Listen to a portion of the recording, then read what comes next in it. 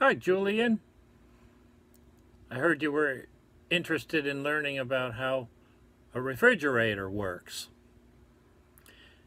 I'm really happy to see that you are so curious about how things work. I was the same way when I was your age. When I was on a long road trip with my dad, I would just ask him questions from beginning to end, and he was always happy to answer them, and he usually knew the answers, explained it in ways that I could understand. So I'll try to give you a little description of what's inside a refrigerator, what makes it work in simple terms. And I'll try not to let this go over 20 minutes.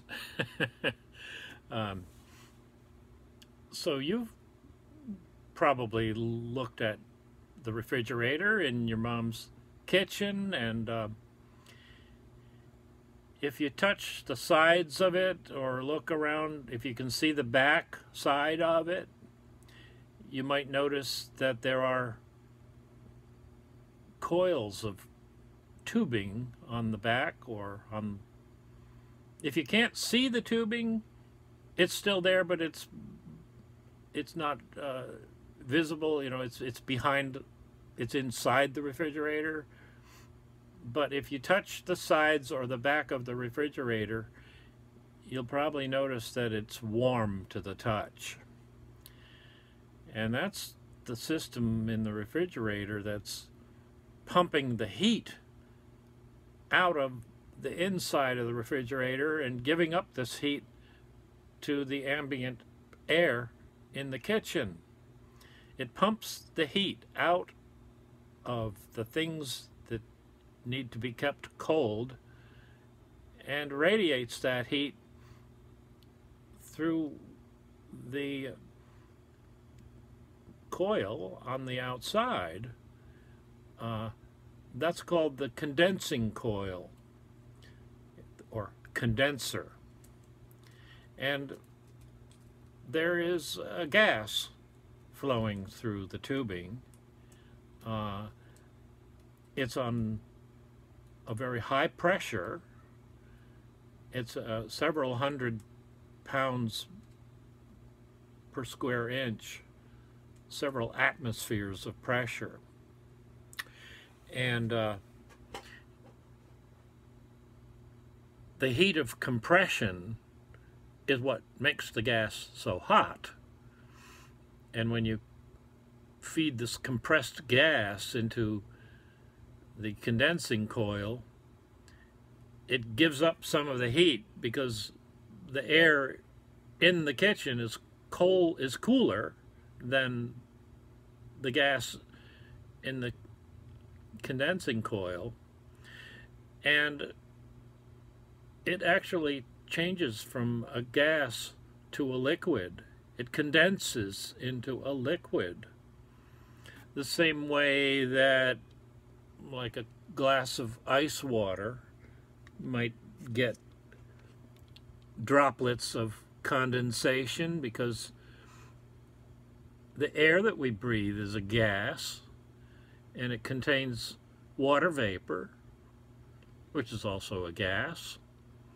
And when the water vapor gets cold, it condenses in the form of droplets of sweat. Well, this same thing is happening on the inside of the tubing on the back of your refrigerator. Now it does this condensation because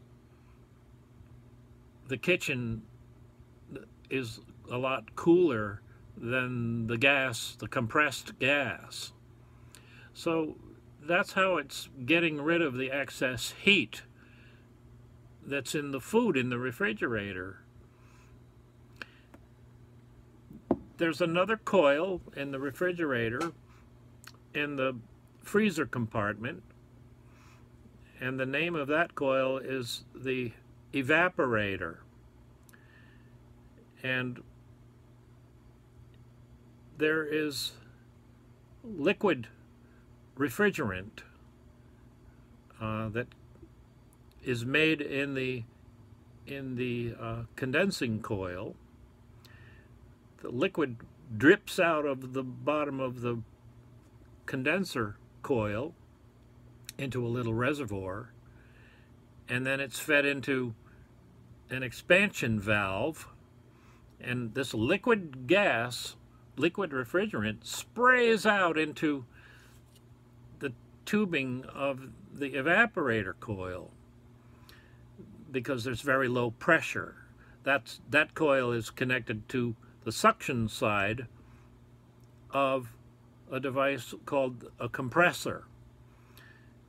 Hidden down in the bottom of the refrigerator somewhere, there is a device about the size of a bowling ball, and it's usually painted black, the same as all the other tubing. And that's the compressor. It has two pipe fittings. It has an input, an inlet, and an outlet, which is the suction side and the high pressure side. So the high pressure side goes to the condensing coil. The heat of compression makes that coil kind of hot. The gas, the refrigerant gas inside the coil, begins to condense into droplets, and it comes out the bottom of the coil as a liquid. And then this liquid is piped over to the expansion coil, the evaporator coil, and that liquid evaporates. And in the process of spraying this liquid refrigerant and evaporating it, it gets really cold, colder than ice. It gets cold enough to freeze things in the freezer compartment. And that's basically all a refrigerator is. It's a compressor, a condensing coil, an expansion valve, and an evaporator coil. Those are the four basic components of a refrigerator. The compressor, as I said, has two pipe fittings, an inlet and an outlet. The inlet is the low pressure side and the outlet is the high pressure side.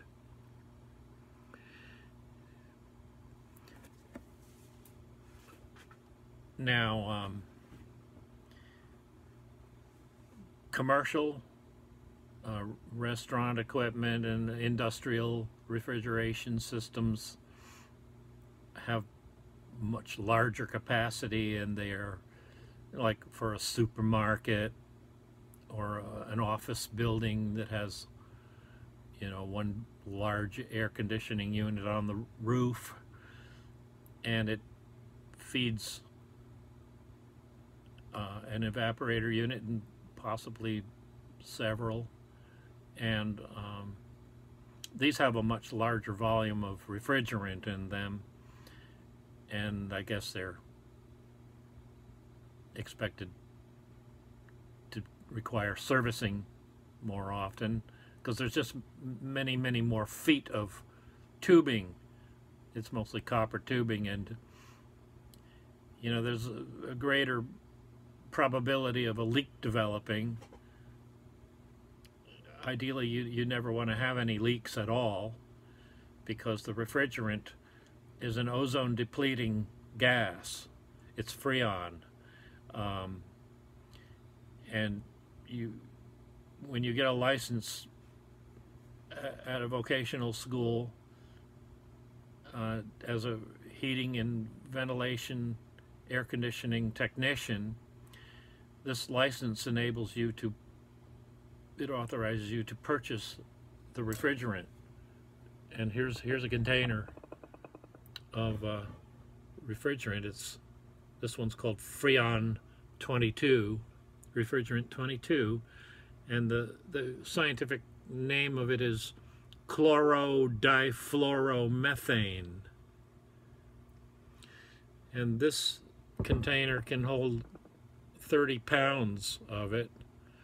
This one's marked 12 pounds, so it's not a full container.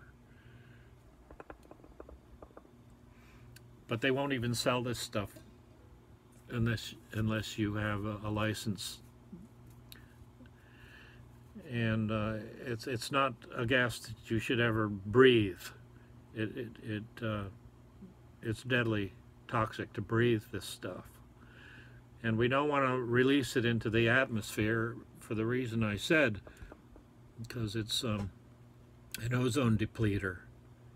It's one of the greenhouse gases.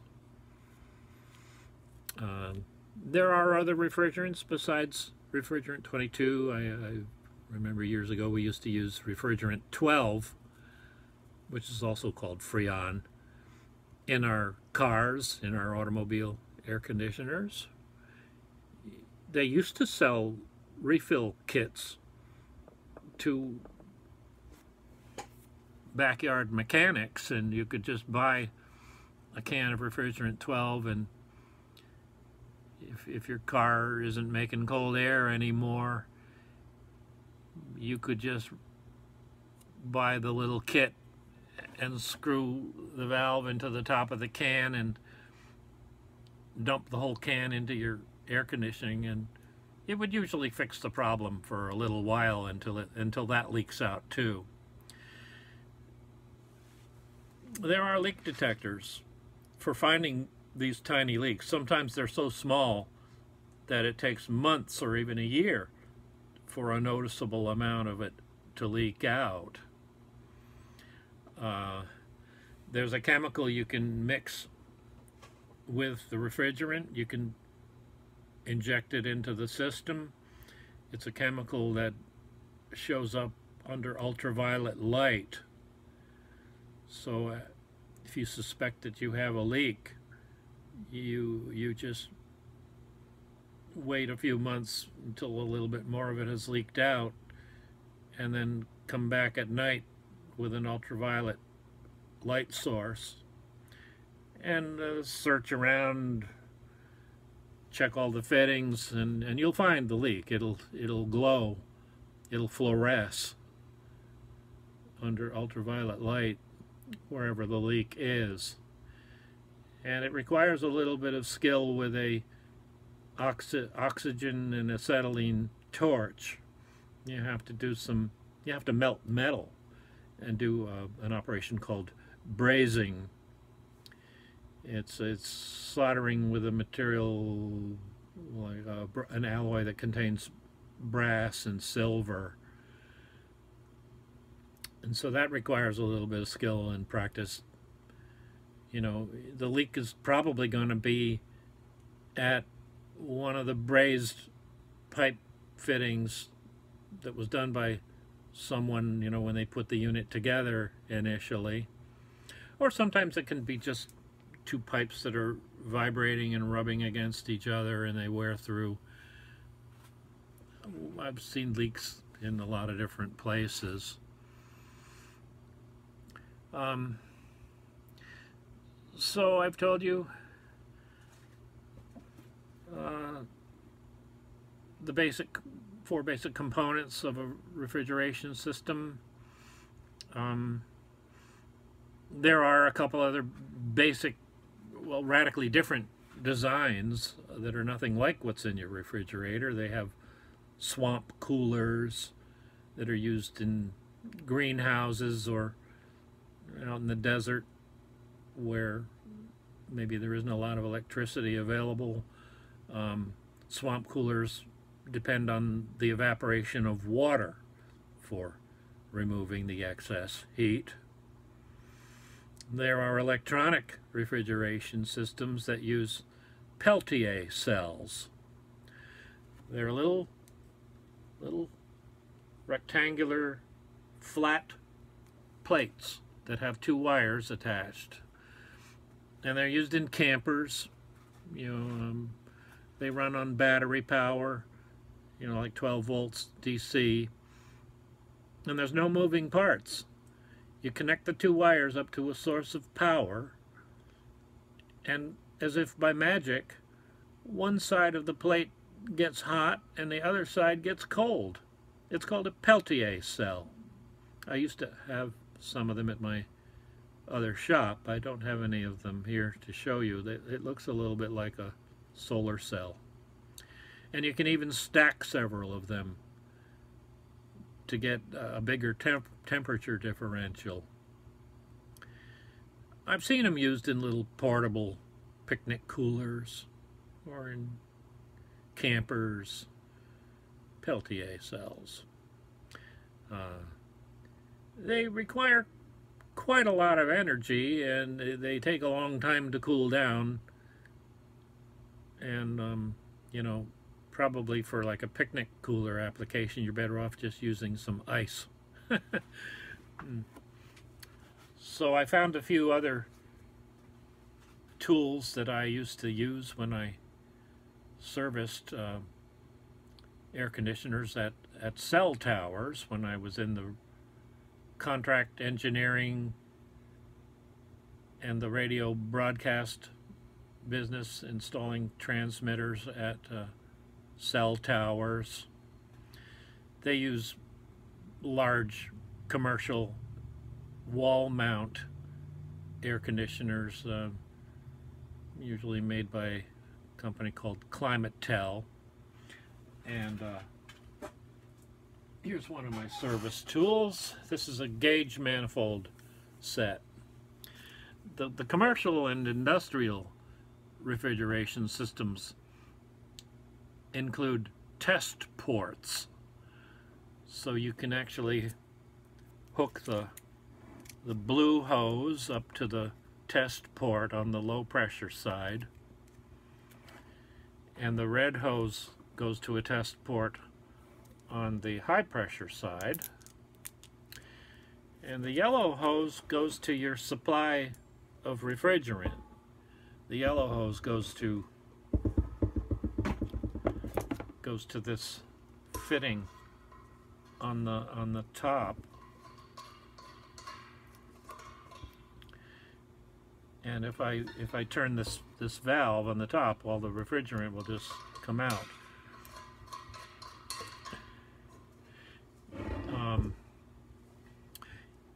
You can introduce the new refrigerant into the system in either gaseous form or liquid form. You know, if you shake this thing, you can sort of feel the liquid sloshing around on the inside. So I'd say 30-pound container with 12 pounds. It's probably full up to about this high with liquid. I need a drink of water.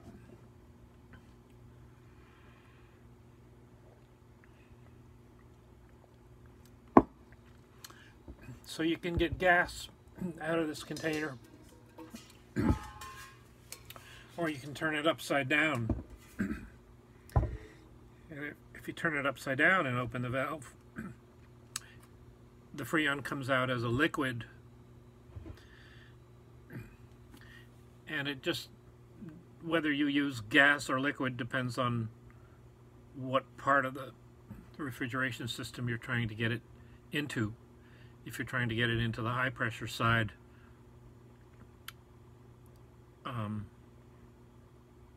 believe you would use liquid, and if you're connecting it to the low pressure side, you would want to put it in as a gas, because liquids aren't compressible, so don't feed any liquid into the intake of the compressor, because it'll just hydrolock.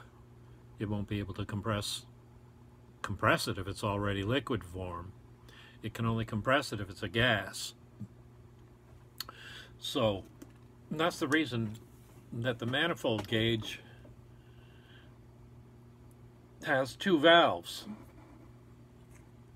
The yellow hose will be connected to the tank of refrigerant, and if I want the refrigerant to go into the high pressure side, I open this valve next to the red gauge, and that will allow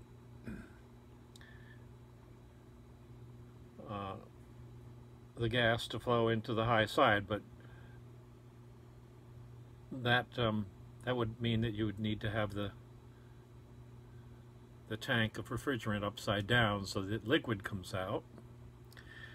And if you want to feed the refrigerant into the low pressure side, the inlet of the compressor, then make sure the tank is right side up, and gas is going to come out of the top, and you open this valve and the gas will flow from the refrigerant tank into the suction side of the compressor. Now I think my 20 minutes is up. There's just one more service tool that I was going to mention, and it has to do with recycling. We don't want to release any of this gas into the atmosphere, and so refrigeration technicians are advised strongly to purchase a reclaimer. And inside of the reclaimer there's a pump similar to this one. This is a vacuum pump. This can extract refrigerant from a system that needs to be worked on. If you're not sure how much refrigerant is in the system, you have to pump all the refrigerant out of it until it's pumped right down to a high vacuum. And then you have to put this tank of new refrigerant on a weighing scale that is accurate in pounds and ounces. And you look at the information name tag on the equipment, and it will say exactly how much refrigerant the system is supposed to have in it. And you open the valve on your gauge manifold and watch the weight. Watch the numbers changing on the scales until you see the exact number of pounds and ounces of refrigerant that have been flowing out of the vessel into the refrigeration system.